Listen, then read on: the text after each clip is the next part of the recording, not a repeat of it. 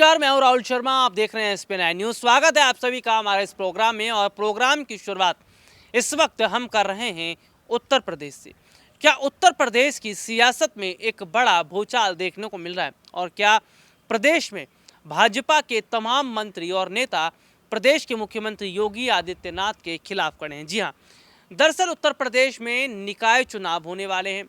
साल 2024 का लोकसभा चुनाव होने वाला है, लेकिन इस चुनाव से पहले जिस तरीके से तमाम मंत्री, चाहे मैं ब्रजेश पाठक का जिक्र कर लूँ, चाहे मैं केशव प्रसाद का जिक्र कर लूँ, या मैं बात कर लूँ अपर्णा यादव का, ऐसे बहुत सारे चेहरे हैं जो उत्तर प्रदेश के मुख्यमंत्री योगी आदित्यनाथ के खिलाफ खड़े हैं। खिलाफ खड़े होने की कई वजह है। आरक्षण को ख़त्म कर देना, योगी मंत्रिमंडल में मंत्रियों को ना बुलाया जाना, और तो और ये तक कहा जा रहा है कि उत्तर प्रदेश के मुख्यमंत्री योगी आदित्यनाथ अपने ही मंत्रियों के साथ जातिगत भेदभाव करने का काम कर रहे हैं। क्योंकि मौजूदा समय के अंदर जो जातिगत भेदभाव हो रहा है, या मौजूदा समय के अंदर जिस तरीके से जातिगत भेदभाव को बढ़ावा दिया जा रहा है, ये चीज़ें कहीं ना कहीं बताती है कि शायद आने वाले वक्त में बहुत बड़ा जो नुकसान है वो कहीं ना कहीं होता नज़र आ रहा है प्रदेश के मुख्यमंत्री को। और जातिगत भेदभाव की अगर मैं बात कर रहा हूँ तो ये पहले भी लगता रहा है।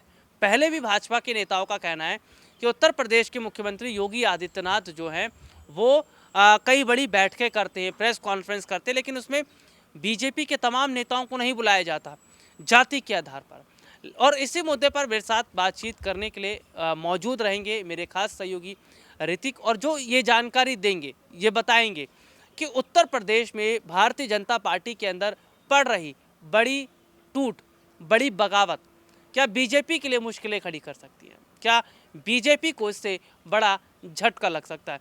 मेरे खास सहयोगी ऋतिक मौजूद हैं। बहुत बहुत स्वागत है आपका हमारे इस प्रोग्राम में। और मेरा पहला सवाल रहेगा कि भारतीय जनता पार्टी में जिस तरीके की हम बगावत को देख रहे हैं, या जिस तरीके से जातिगत आधार पर प्रदेश के मुख्यमंत्री योगी आदित्यनाथ जो हैं वो भेदभाव कर रहे हैं मंत्रियों के साथ, क्या ये एक बड़ा नुकसान बीजेपी के लिए रहेगा? और जिस तरह अखिलेश यादव मुख्यमंत्री बनने का सपना देख रहे हैं वो होगा पूरा? ट्रेंड यहाँ पर चल रहा है, अगर लगातार देखें तो मीडिया चैनल में भी एक ट्रेंड यहाँ पर चल रहा है।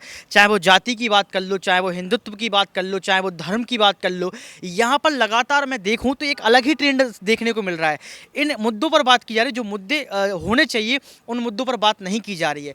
चुनाव के पहले जनता को क्या ज़रूरत है? भगवान की ज़रूरत है, या फिर रोटी कपड़ा मकान की ज़रूरत है, या फिर धर्म की ज़रूरत है? किस चीज़ की ज़रूरत होती है? लगातार देखो तो टीवी चैनल पर लगातार बाबा आपको दिखेंगे। उसके साथ अगर आप देखो तो सिर्फ और सिर्फ जो है हिंदू धर्म की बात होगी, मुस्लिम धर्म की बात होगी, हिंदू मुस्लिम की बात होगी, सनातन धर्म की बात होगी। इस पर चीज़ जो है लगातार देखी जा रही है। देखिए, मैं ये कहता हूँ कि देखिए, भगवान श्री राम एक अलग बात है, जाति धर्म एक अलग बात है, लेकिन कहीं ना कहीं जातियों पर राजनीति नहीं होनी चाहिए। यहाँ पर लगातार देखा जाए तो हमारे देश में अभी भी घूंघट प्रथा देखी जाती है। अभी ऊंच नीच की जो भावना होती है उसको लेकर लगातार देखा जाता है कि लोग खाना खाने नहीं बैठते हैं साथ में। इसके साथ ये भी देखा जाए, गांव में जाइए आप तो गांव में आज भी जो है तमाम जातियों को उनके गलत नाम से पुकारा जाता है। जो जाति है उस जाति के साथ खिलवाड़ किया जाता है। तो मुझे लगता है कि योगी सरकार हो, यहाँ पर अगर समाजवादी सरकार हो, आम आदमी पार्टी की कोई भी सरकार क्यों ना हो, सबसे पहले ये जातिवाद खत्म करना चाहिए। मेरे हिसाब से हम भारतीय हैं, हम जो भी हैं उसको जो है आगे रखना चाहिए। राहुल सर, अगर ये जातिगत जनगणना को लेकर या जातिगत मतभेद यहाँ पर अगर बीजेपी सरकार कर रही है तो ये बिल्कुल गलत है। जनता इस चीज़ को देख रही है। देखिए, जनता इस चीज़ को देख रही है। और देखिए, सबसे बड़ी बात मौजूदा समय के अंदर अगर हम देखें तो जिस तरीके की तस्वीर इन दिनों उत्तर प्रदेश में वो ये है कि एक तरफ बीजेपी ये कहती है कि भाई हम जाति को अलग रखते हैं, हम जाति पर काम नहीं करते, हम मिलजुल कर काम करने वाले लोग हैं। लेकिन दूसरी तरफ की तस्वीर ये कहती है कि भाई उत्तर प्रदेश में बीजेपी के अंदर जातिगत हो रहा है, तमाम नेता मंत्रियों के साथ भेदभाव होता नजर आ रहा है। और ऋतिक, जिस तरीके से हम देख रहे हैं कि उत्तर प्रदेश में समाजवादी पार्टी मजबूत हो रही है, अखिलेश यादव मुख्यमंत्री बनने का सपना देख रहे हैं। अगर भारतीय जनता पार्टी के तमाम मंत्री हैं, विधायकों की मैं बात कर लूँ, सांसदों की बात कर लूँ, अगर वो समाजवादी पार्टी का रुख करते तो क्या अखिलेश यादव के मुख्यमंत्री बनने के चांस बढ़ जाएंगे? संभावना बढ़ जाएगी, योगी सरकार गिर जाएगी। अगर यहाँ पर बीजेपी पार्टी के तमाम नेता अखिलेश के साथ आ जाते तो बड़ी बात हो सकती है। लेकिन राहुल सर, आपको वो बयान भी याद होगा जिस तरीके से यहाँ पर अखिलेश यादव ने केशव प्रसाद मौर्य को 100 विधायकों का ऑफर दिया था, और ये कहा था कि अगर आप इस तरीके के काम नहीं कर पा रहे जो आपको करने हैं, अगर बीजेपी पार्टी अगर आपको आगे आगे नहीं रखती है तो आप हमारा ऑफर स्वीकार कर लीजिए, 100 विधायकों को लेकर समाजवादी पार्टी में आ जाइए और मुख्यमंत्री बन जाइए।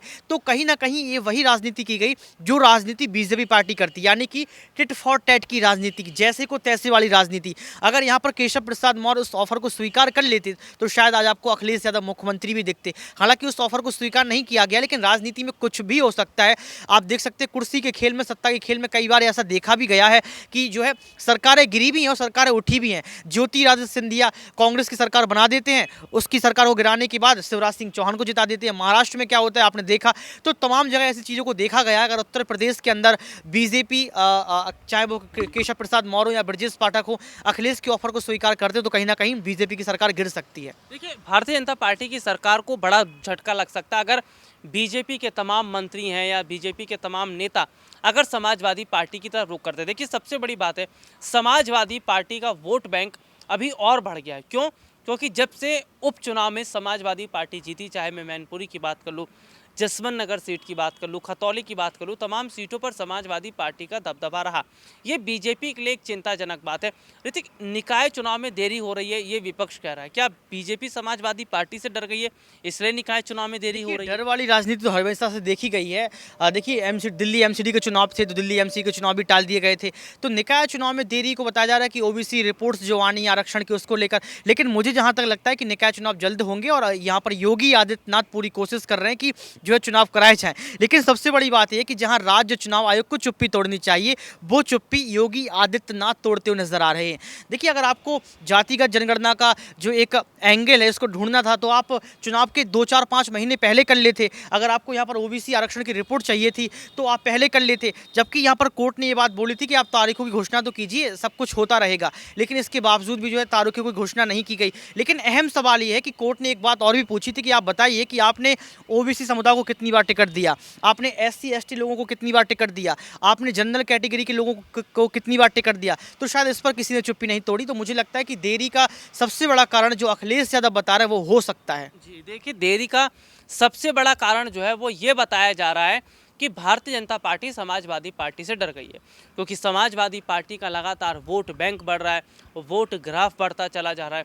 जनता समाजवादी पार्टी पर पूरा भरोसा कर रही है और शायद आने वाले वक्त में और ज़्यादा भरोसा करती भी नजर आएगी। लेकिन बीजेपी की बढ़ती मुश्किलें क्या ये जाहिर तौर पर इशारा कर रही हैं कि उत्तर प्रदेश में तो मुश्किलें हैं, लेकिन लोकसभा चुनाव के लिए भी एक रास्ता उनके लिए आसान नहीं है। ऋतिक, क्या उत्तर प्रदेश से बीजेपी का रास्ता काफी दूर अब दिखता नजर आ रहा है? उत्तर प्रदेश से ही लोकसभा चुनाव के द्वार खुलते हैं और उत्तर प्रदेश में 80 लोकसभा सीटें हैं, सबसे ज़्यादा लोकसभा सीटें हैं। और अगर यहाँ पर अखिलेश जीतते हुए नजर आते हैं और अगर योगी आदित्यनाथ को झटका लगता है तो जो एक सपना योगी आदित्यनाथ देख रहे हैं कि देश के प्रधानमंत्री के बाद, यानी कि पीएम मोदी के बाद प्रधानमंत्री की रेस में योगी का नाम सामने आता है, तो उस रेस से भी कई दूर हो जाएंगे मुझे लगता है। और सबसे बड़ी बात निकल कर ये आती है कि सबसे पहले अगर आप जनता के लिए काम करेंगे, जमीनी स्तर के मुद्दों के लिए काम करेंगे, तो कोई भी सरकार जीत सकती है। और यहाँ पर जैसे योगी आदित्यनाथ की बात कर लें तो कहीं ना कहीं हमेशा धर्म की बात करते हुए नजर आते हैं, सनातन धर्म की बात करते हुए नजर आते हैं। हालांकि जनता के मुद्दों को भी खंगोलते हैं, लेकिन उस तरीके से नहीं जिस तरीके से खंगोलना चाहिए। जी, बहुत बहुत शुक्रिया आपका। और देखिए, लगातार हमारे सहयोगी ने बताया भी किस तरह से मौजूदा समय के अंदर मुश्किलें जो हैं वो लगातार सरकार की बढ़ती चली गई और कहीं ना कहीं आने वाले वक्त में अगर उत्तर प्रदेश से बीजेपी को झटका लगता है तो शायद दिल्ली के लिए रास्ता मुश्किल हो जाएगा। आज के लिए इतना ही, आपसे फिर दोबारा मुलाकात होगी, तब तक के लिए इजाज़त दीजिए, नमस्कार।